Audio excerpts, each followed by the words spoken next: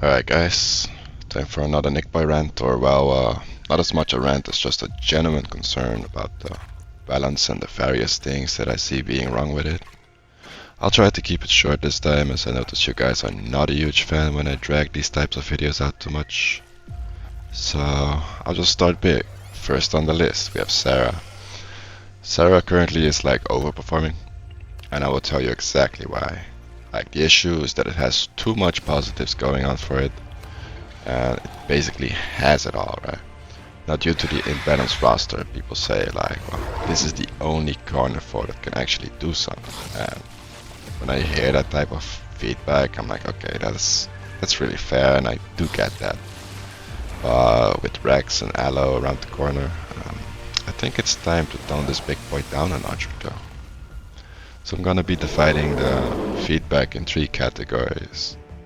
What I think devs intended it to be, I'm gonna address the issue, and I'm gonna propose a solution. So without further ado, let's just get into that. Alright, so what I think devs intended it to be.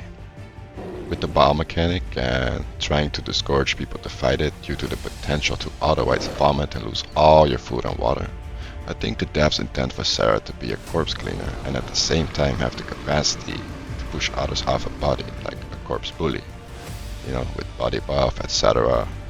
And we all know that bodies create performance issues on any server if they pile up. Your FPS just sinks away, and I feel Sarah's toolkit was the answer to it. To have servers run more stable in general, and in short, it's just a garbage collector. You know, we can talk about it all day long, but that's what it is. This is why rotten bodies and bones give you more bile than eating normal food. It all makes sense. Okay, so let's get into the issue. I think the issue is that Sarah has too much in its toolkit currently. That it is one of the, if not the best hunter in the game right now. Let me just sum up what it has going for it so you understand where I'm coming from. It attacks your water, it attacks your food, it attacks your nutrients, it can bleed you out, it can deal devastating damage to your HP, has marathon stamina, fast attack speed, can swim quite fast, ability without downsides because they removed Anim Lock from Charge Bite, it has good stun recovery, incredible turn radius, second only to Raptor, has good HP, and body buff, it can tank loads of hits without a body. If you ask me, this is quite a list. Its only downside being that it's not very fast, and it's actually quite fast, it's just not fast enough to escape most things. If they run in a straight line, I mean, because they're agile, and if they zip through trees, they're gone, trust me. All these ingredients create the best carnivore in the game. This is no longer a garbage man or a corpse bully. This is an endurance hunter with everything the game can possibly provide, minus the speed. Things you should get to keep, things you should lose to achieve this balance. Bleed damage could get a nerf. Being able to bleed people so hard they need to sit down and then they can just run it down again. Endurance hunting, once again. And a big one. I think that insta vomit could be nerfed into just applying vomit sickness. So no longer getting bit and then blah, but just getting bit and then oh shit, I need a run. Why?